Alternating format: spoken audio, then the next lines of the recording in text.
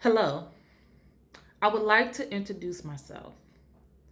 My name is Katrina Andrews, and I am serving as a summer ministry intern at the Salvation Army Midwest Corps Community Center, where the officers are Majors Felton and Cadet Karen.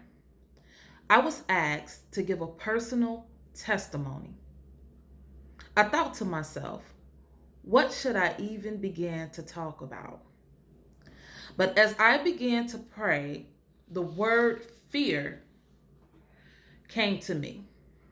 Now, I'm sure we've all heard of the saying faith over fear.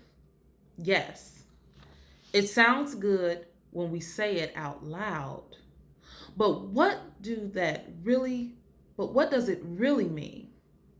Now, I understand that a lot of people are experiencing fear right now due to COVID 19, the looting, the rioting, and a host of many other things that can be added on to that list. But what I want you to know is that my fear started way before COVID 19.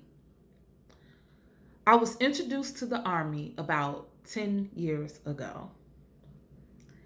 And the funny thing about that was when I found out that they were building a Salvation Army, I was so excited because we were finally going to have a thrift store in the neighborhood. But shortly after that, I became a fully enrolled active soldier serving at my corps, leading praise and worship, teaching children's ministries, participating in women's ministries, etc. Now, fast forward a few years, and I realized that the Lord was calling me to do more.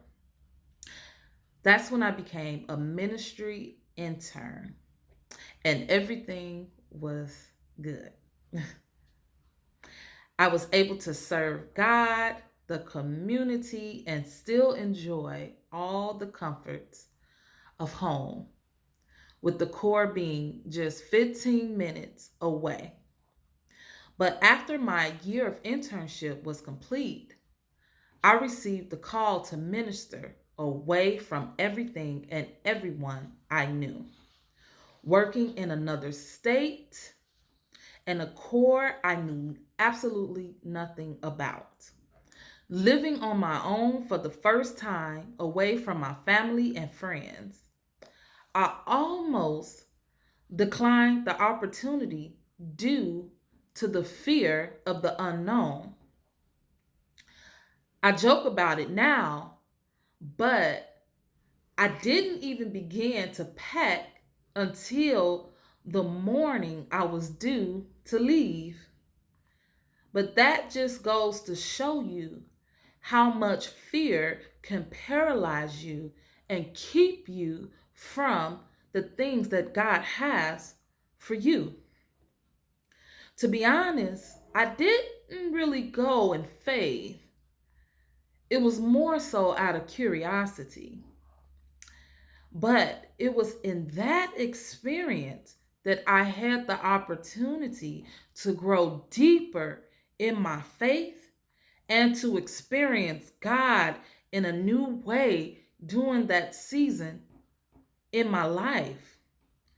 All of that may not have happened if I would have allowed fear to keep me in my comfort zone.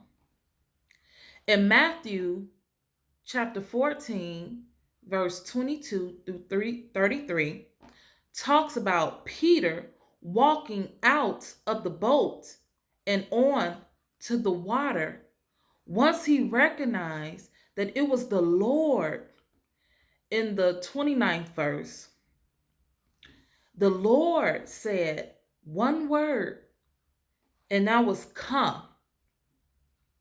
Right then and there, Peter made a conscious decision to come out of his comfort zone, which was the boat, in order to do the impossible.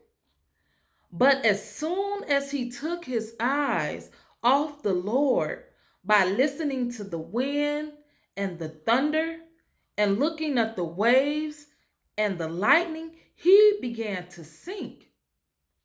But in the 31st verse says, instantly Jesus reached out his hand and held him.